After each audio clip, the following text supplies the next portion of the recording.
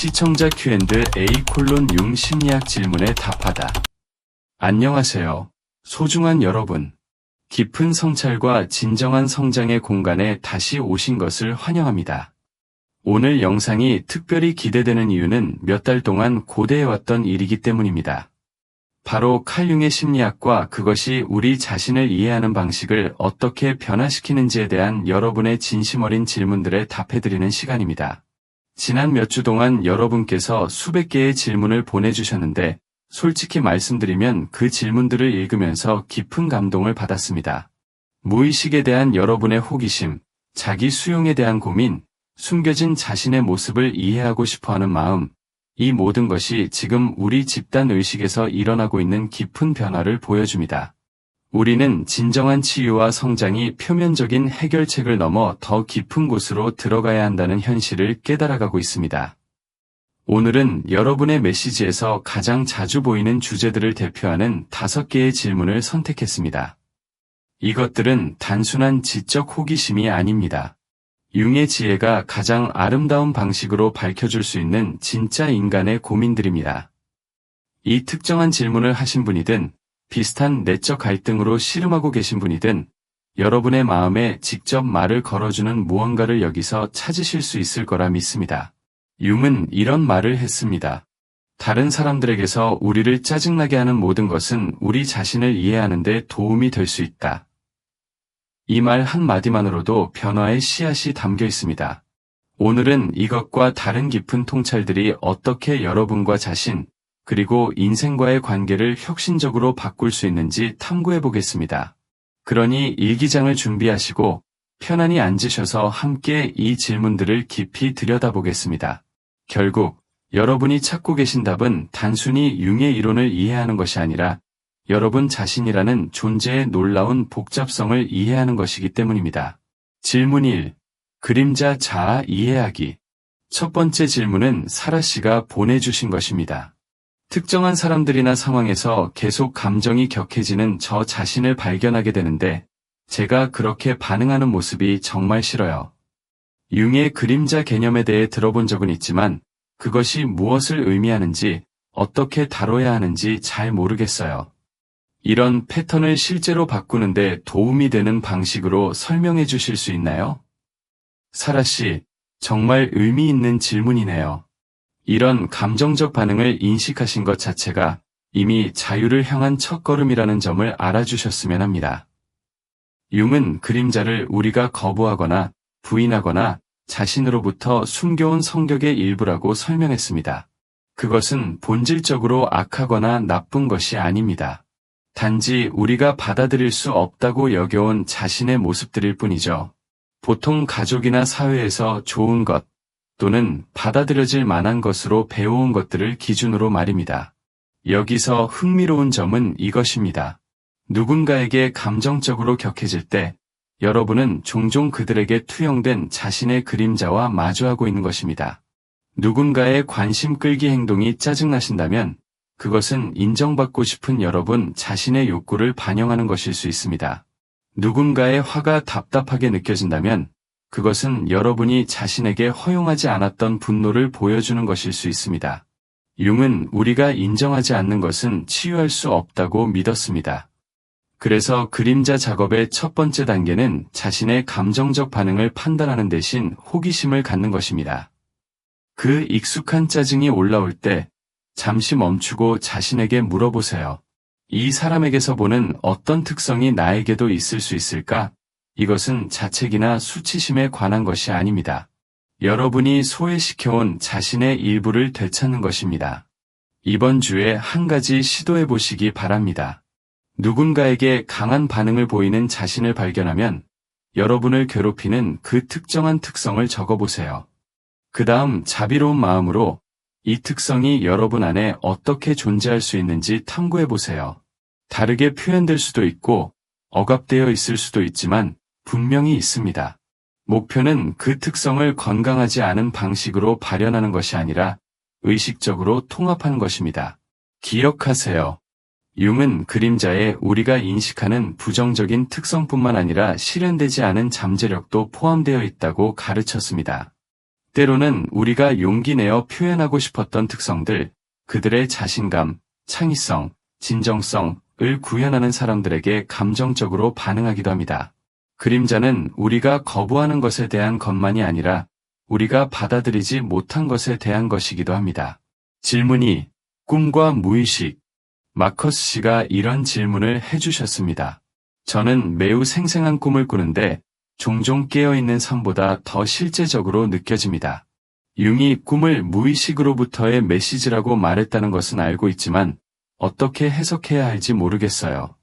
실제로 꿈을 어떻게 실용적인 방식으로 다룰 수 있나요? 마커스 씨, 융의 심리학에 대한 가장 혁신적인 기여 중 하나를 건드리고 계시네요.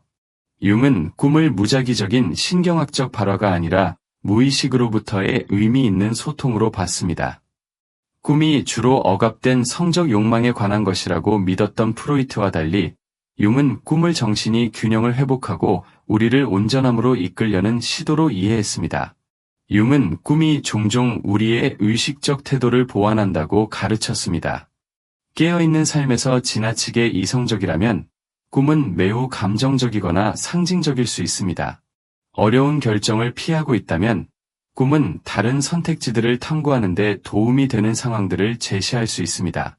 무의식은 항상 그림을 완성하려고 하며 여러분이 놓치고 있는 것을 보여주려고 합니다. 융이 인정할 만한 실용적인 꿈 작업 방법을 소개해드리겠습니다. 먼저, 침대 곁에 꿈 일기를 두고 깨어나자마자 꿈을 기록하세요. 단편적이거나 말이 안 되는 것처럼 보여도 상관없습니다. 해석에 대해서는 아직 걱정하지 마시고 일단 원료를 포착하는 것입니다. 다음으로 특정 상징을 해독하려고 하기보다는 패턴과 감정을 찾아보세요. 융은 상징의 의미는 꿈꾸는 사람에게 개인적인 것이라고 믿었습니다. 여러분 꿈속의 뱀은 변화, 성적 에너지 또는 두려움을 나타낼 수 있습니다. 하지만 어떤 의미가 현재 여러분의 삶의 상황과 공명하는지는 오직 여러분만이 결정할 수 있습니다. 반복되는 꿈이나 상징에 특별히 주의를 기울이세요. 융은 이것들을 여러분의 관심을 받을 자격이 있는 무의식으로부터의 긴급한 메시지로 봤습니다. 계속 쫓기는 꿈을 꾼다면 자신에게 물어보세요.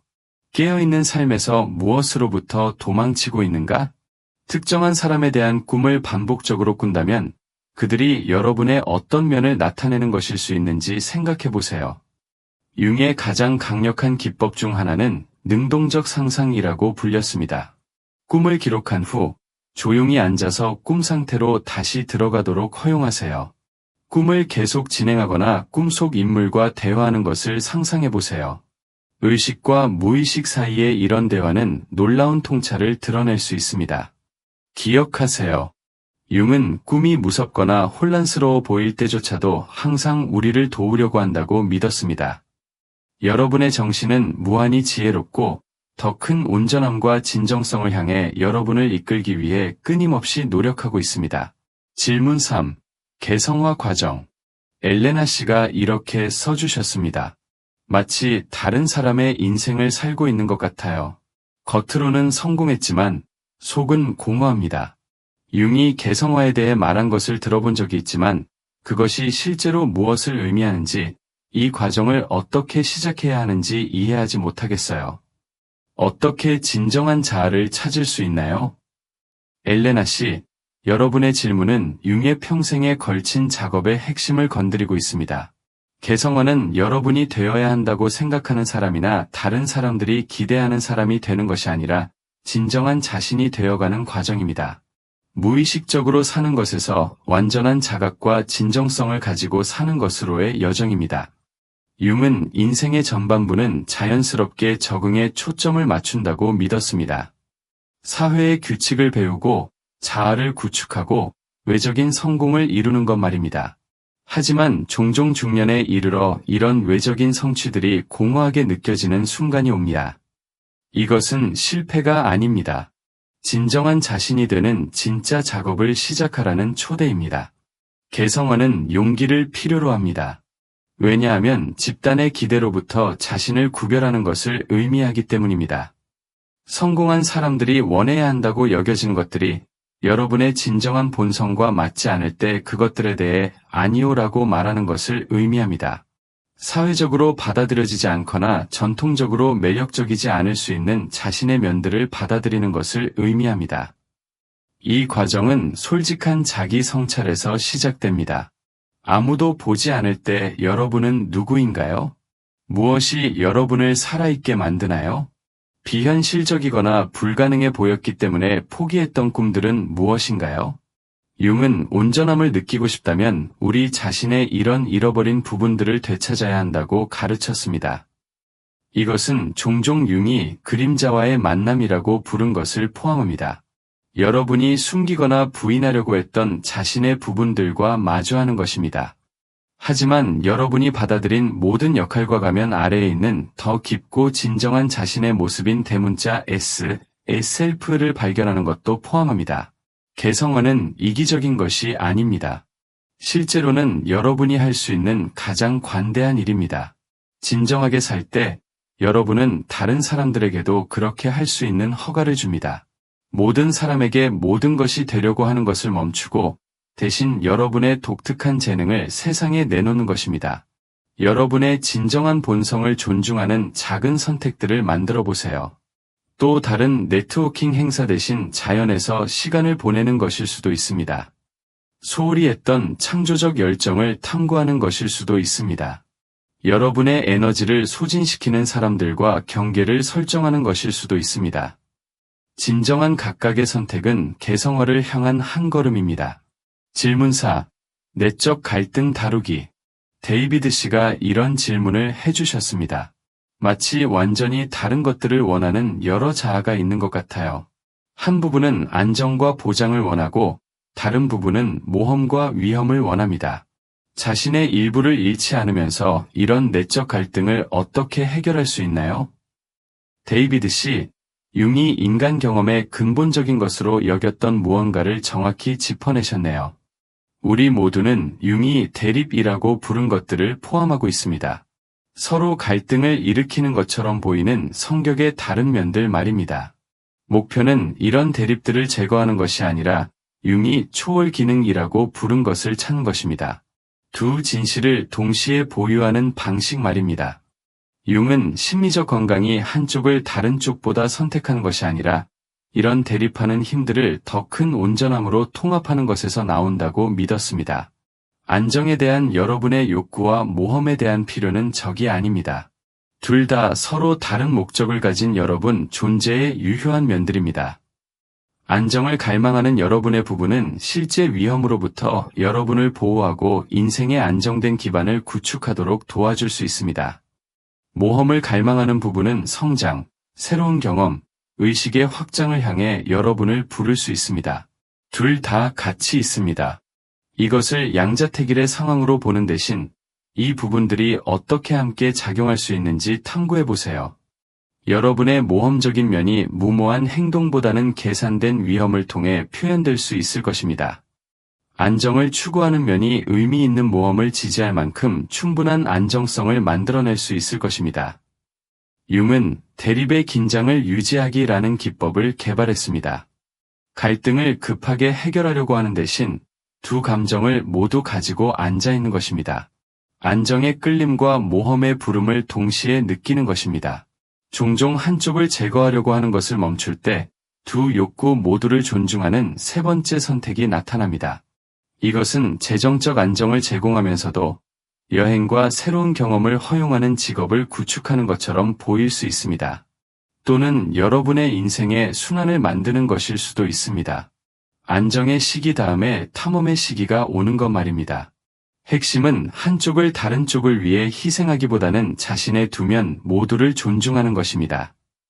융은 심리적 발달의 목표가 완벽한 균형을 이루는 것이 아니라 우리의 다양한 부분들을 의식하게 되고 지혜와 의도를 가지고 그들 사이를 오가는 법을 배우는 것이라고 가르쳤습니다. 질문 5. 진정한 자아 찾기. 마지막 질문은 마야 씨가 보내주신 것입니다. 다른 사람들을 기쁘게 하려고 인생의 많은 시간을 보내왔는데 이제는 진짜 제가 누구인지조차 모르겠어요. 수년간 가면을 쓰고 역할을 해온 후에 어떻게 진정한 자아를 발견할 수 있나요? 마야 씨, 여러분의 질문은 놀라운 자각을 드러내고 있습니다. 가면을 써왔다는 것을 인식하신 바로 그 사실이 그것들을 벗어내기 시작한 것입니다. 융은 이런 가면들을 페르소나라고 불렀습니다. 우리가 세상에 보여주는 얼굴 말입니다. 페르소나를 갖는 것 자체는 본질적으로 나쁜 것이 아닙니다.